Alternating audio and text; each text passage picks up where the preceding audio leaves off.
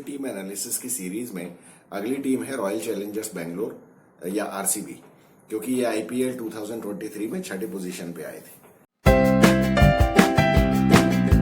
और आरसीबी का नाम आते ही हंसी आने लगती है। अब इसमें आरसीबी के जो फैंस हैं उनसे मैं माफी चाहता हूँ, लेकिन क्या करें, आरसीबी का नाम आते ही हंसी आने लगती है और मैं तो दाद देता हूँ आप लोगों की। आप इतने लॉयल फैंस हो, 2008 से ये टीम पूरी कोशिश कर रही है और उसके बावजूद भी आप लोग इसके फैंस बने हुए हो और इवन इनकी जर्सी की लॉन्च तक में आप लोग लाखों लोग पहुंच जाते हो। और ये आपकी टीम ऐसी है कि 1-2 करोड़ रुपए तो जर्सी लॉन्च पे खर्च कर देती। कितने पैसे इन्होंने जर्सी लॉन्च पे खर्च किए हैं, उसके बजाय अगर ये थोड़ा बहुत कोई ढंग का कंसल्टेंट ले लेते तो शायद एक टाइटल जीत ही जाते। ये तो हुई मजाक की बात। अब हम आगे चलते हैं कि इन्होंने ये ऑक्शन में किया क्या है। तो देखिए, रॉयल चैलेंजर्स बेंगलोर के टोटल 25 प्लेयर्स हैं और इसमें से 8 ओवरसीज प्लेयर्स हैं। जो इन्होंने प्लेयर्स अक्वायर किए हैं वो है अलजारी जोसेफ 11.5 करोड़ में, यश दयाल को 5 करोड़ रुपए दिए। यश दयाल ये वही है जिसने कोलकाता के अगेंस्ट 5 छक्के खाए थे अपने एक ओवर में। अब ऐसा अगर मुझे पता होता तो मैं भी कहीं जाके छक्के वक्के खा लेता, तो शायद मुझे भी करोड़ों रुपए मिल जाते। लॉकी फर्गुसन को 2 करोड़ रुपए में ले लिया इन्होंने और टॉम करन को 1.5 करोड़ रुपए दिए। स्वप्निल सिंह और सौरभ चौहान को 20-20 लाख रुपए में लिए। अब लॉकी फर्गुसन जो है इसको तो एक्सेलरेटेड ऑक्शन में इन्होंने बिल्कुल एंड टाइम पे लिया है। अब आरसीबी की टीम को अगर हम एनालाइज करें तो ये देखिए, इनकी ये फाफ डुप्लेसी, विराट कोहली और ग्लेन मैक्सवेल इनके मेन प्लेयर्स हैं। पिछले साल तो कम से कम इनके मेन प्लेयर्स यही थे। और ताज्जुब की बात यह है कि इसके अलावा इनके पास कोई भी ढंग का प्लेयर नहीं था, लेकिन फिर भी इन लोगों ने अच्छा परफॉर्म किया। मैं समझ सकता हूं कि इन लोगों के ऊपर कितनी ज्यादा परफॉर्मेंस का प्रेशर रहा होगा, लेकिन इन तीनों में से कोई ना कोई तो चलता ही था। कोई ना कोई, मतलब कोई 2 चलते थे हर बार हर मैच में। ये बहुत बड़ी बात है और इसीलिए तो ये इतने बड़े खिलाड़ी माने जाते हैं। तो इस बार इन लोगों की टीम में देखिए, फाफ डुप्लेसी, विराट कोहली और विल जैक्स तो ओपनर्स हो गए। फिर उसके बाद मिडिल ऑर्डर में है इनके पास रजत पाटीदार, सुयश प्रभुदेसाई और दिनेश कार्तिक। लेकिन दिनेश कार्तिक ने पिछले साल कुछ भी नहीं किया। इसने बहुत ज्यादा नाक कटवाई, इसने बहुत ऐसी तैसी करवाई आरसीबी की।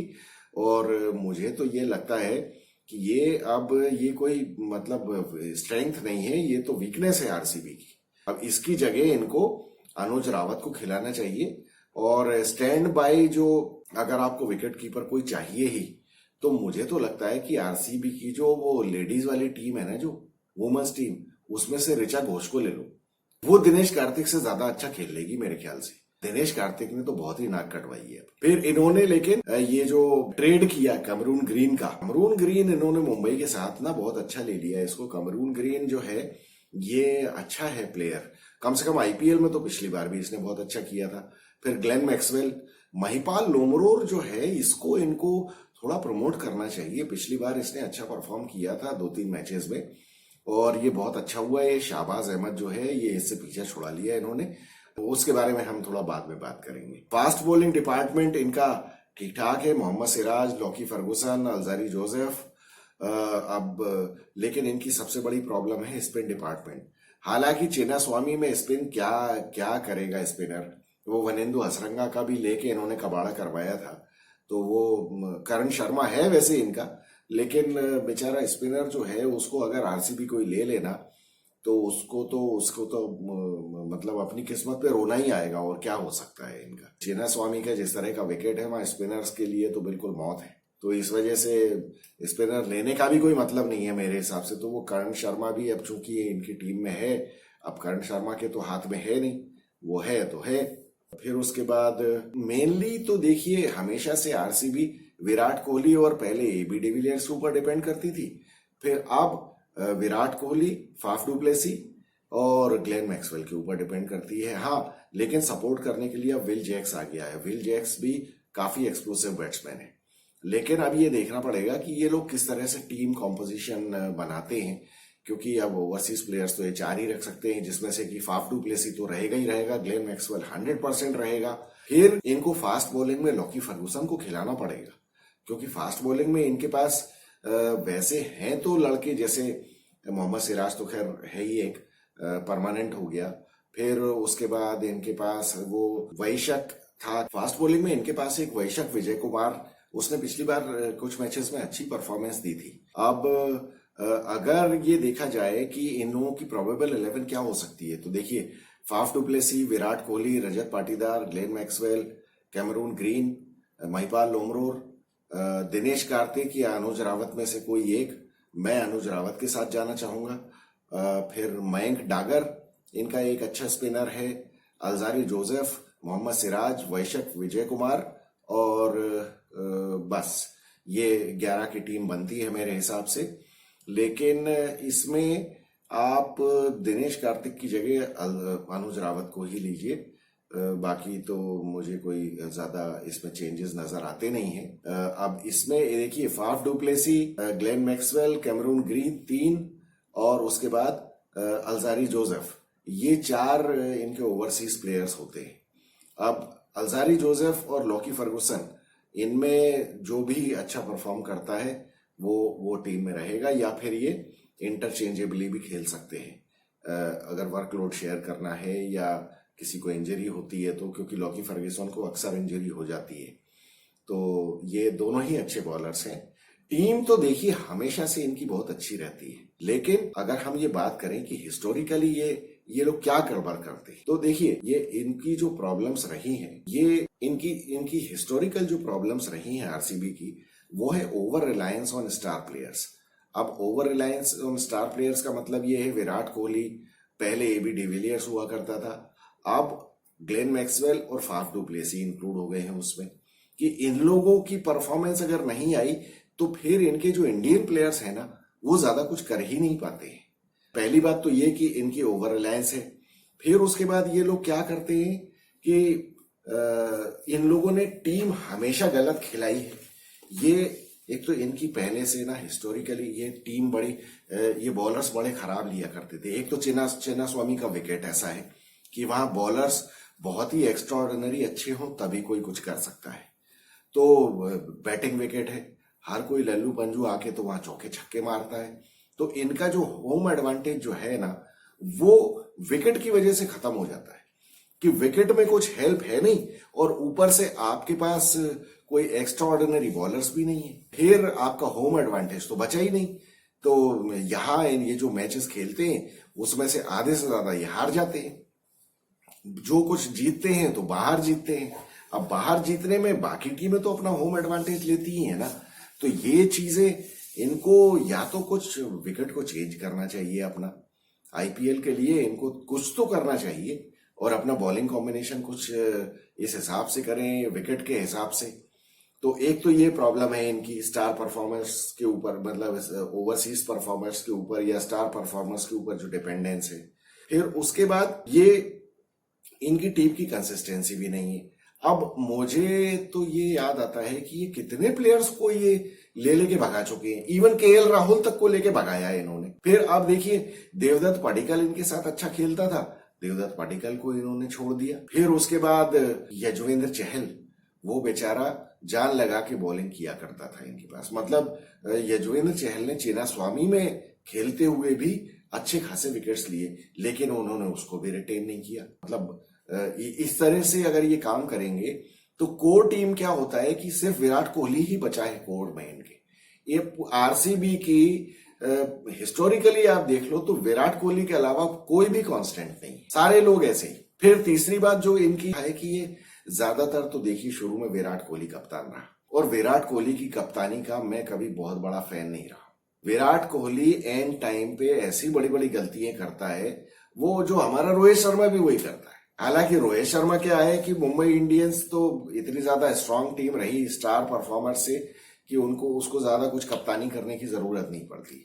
लेकिन विराट कोहली के साथ ये कि इनके 2 या 3 ही प्लेयर्स रहते थे, उसके बाद ये डिसीजन मेकिंग में बहुत भंड मारता था ये। अब आप एक बात बताइए, जब एक टाइम विराट ये अपने एबी डिविलियर्स के साथ वॉशिंगटन सुंदर इनकी आरसीबी की टीम में था, कितने मैचेस में मैंने ये देखा कि ये एबी डिविलियर्स के ऊपर वॉशिंगटन सुंदर को बैटिंग करने भेज देता था। मतलब आप बताइए T20 के मैच में कौन भला आदमी एबी डिविलियर्स के रहते हुए वॉशिंगटन सुंदर को ऊपर बैटिंग करने भेजेगा? अरे यार, कोई दूसरी टीम होती तो वो तो एबी डिविलियर से ओपन करवा देती T20 के मैच में, लेकिन तुम ऐसे आदमी हो, तुमने वॉशिंगटन सुंदर को उससे ऊपर भेजा। वो वहां पीछे बैठ के 12वें ओवर तक इंतजार ही कर रहा है अपना। अब उसकी बैटिंग आएगी तब फिर वो बैटिंग करेगा। एबी डिविलियर्स भी कोई महामानव थोड़ी है, उसको भी तो कुछ सेट होने के लिए टाइम लगता है। या उसको भी तो, अगर मान लीजिए मैंने मान लिया कि सुपर ह्यूमन भी है वो, तो भैया आप उसको ज्यादा से ज्यादा बॉल्स क्यों नहीं देते हो? ऐसे ही पिछले साल या उसके पिछले साल ये शाहबाज अहमद को ऊपर बैटिंग करने भेज देता था ये। अब देखिए, कहने को फाफ डुप्लेसी कप्तान हो, लेकिन पिछले साल हमने ये भी देखा कि फाफ डुप्लेसी जब इंजरी हो गई थी उसको, और जब वो इम्पैक्ट प्लेयर के तौर पे आया करता था सिर्फ बैटिंग करने, तो आधे मैच में तो विराट कोहली कप्तानी करता था, और 2-3 मैचेस में तो शायद वो बिल्कुल ही खेला ही नहीं था फाफ डुप्लेसी, तो विराट कोहली ने कप्तानी की थी। तो तब भी ये लोग ऐसी गड़बड़ करते हैं, वो शाहबाज अहमद को ऊपर भेज देते हैं। अरे भैया, शाहबाज अहमद से 10 गुना अच्छा तुम्हारा महिपाल लोमरोर था, उसको तुम अगर डेवलप करते तो तुम्हारी कुछ परफॉर्मेंस बेटर हो जाती। तो ये डिसीजन मेकिंग इनकी बहुत बड़ी गड़बड़ है। विराट कोहली ने टेस्ट मैचेस में भी ये गड़बड़ की है, वनडे मैचेस में गड़बड़ की है, और आईपीएल तो ये इसने पूरा कबाड़ा किया है अपने गलत डिसीजंस की वजह से। गलत टीमें खिलाई, गलत लोगों को सिलेक्ट किया ऑक्शन में।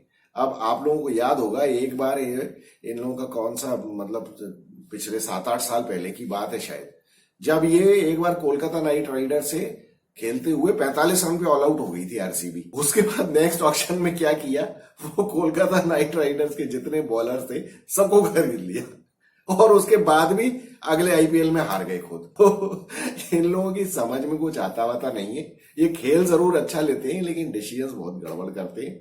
ये आरसीबी को बहुत सुधारना पड़ेगा, ऐसे चलेगा नहीं काम। और विराट कोहली का इन्फ्लुएंस बहुत ज्यादा है, तो मुझे लगता है कि नए बच्चे जो है ना, वो तो थोड़े उसके ऑरा में ही डर जाते हैं। तो विराट कोहली को भी सब बच्चों के कंधों पे हाथ रख के थोड़ा सा सपोर्ट देना चाहिए उनको, कि चलो बेटा करो, कुछ तो करो। ऐसा है इनका हाल। बॉलिंग अटैक का तो हमने बात करी ली, बॉलिंग अटैक का इनका कबाड़ा इन्होंने हमेशा किया हुआ है अपना। बॉलिंग में देखिए, अब स्पिन बॉलिंग में वो भी इस बार भी इनके पास कोई नहीं है करण शर्मा के अलावा, और हिस्टोरिकली भी इनके पास चहल के अलावा कुछ नहीं रहा। अब तो रासा चहल भी चला गया। वो चहल को खेलते खेलते पिटते पिटते उसको एक्सपीरियंस हो गया था कि चिन्नास्वामी में कैसे बॉलिंग करनी है। मतलब उसने तो मैचेस में 4-4 विकेट भी लिए आरसीबी की तरफ से, फिर भी इन्होंने उसको रखा नहीं। अब इन लोगों की जो डिपेंडेंस ग्लेन मैक्सवेल पे बहुत ज्यादा रही है, तो अब मुझे लगता है कि कैमरून ग्रीन को लेने के बाद थोड़ा सा ग्लेन मैक्सवेल भी अब फ्रीली खेल पाएगा। क्योंकि देखिए, जिस तरह के ये बैट्समैन है, इनको मतलब अब देखिए, टेंशन तो होता ही है कि मेरे अलावा कोई नहीं है, तो एक वो दिमाग में बैक ऑफ माइंड तो वो बात रहती है। तो कम से कम अब ग्लेन मैक्सवेल को थोड़ा सा फ्रीली खेलने का मौका मिलेगा कैमरून ग्रीन की आने की वजह से। और कैमरून ग्रीन ने अच्छा खासा परफॉर्म भी किया है आईपीएल में। तो मुझे लगता है कि इस बार अगर इन लोगों ने कुछ बहुत ज्यादा उल्टे सीधे डिसीजन नहीं लिए, जैसे कि ये क्रूशल मैचेस में लेते हैं, क्रूशल टाइम पे लेते हैं, गलत बॉलर्स को बॉलिंग दे देते हैं, या बैटिंग ऑर्डर गड़बड़ कर देते हैं, अगर उस तरह का इन्होंने नहीं किया, तो मेरे ख्याल से ये टीम काफी स्ट्रांग है, जो इस मतलब प्लेऑफ में तो जाने में मुझे बहुत आसानी नजर आती है आरसीबी के लिए। लेकिन बात वही है कि वो एंड टाइम पे फिर डिसीजंस क्या करते हैं और किस तरह से इनके प्लेयर्स परफॉर्म करते हैं, ये कितना अपने प्लेयर्स को सहारा देते हैं, कितना सपोर्ट देते हैं, खासतौर पे नए प्लेयर्स को। अब ये देखने वाली बात होगी।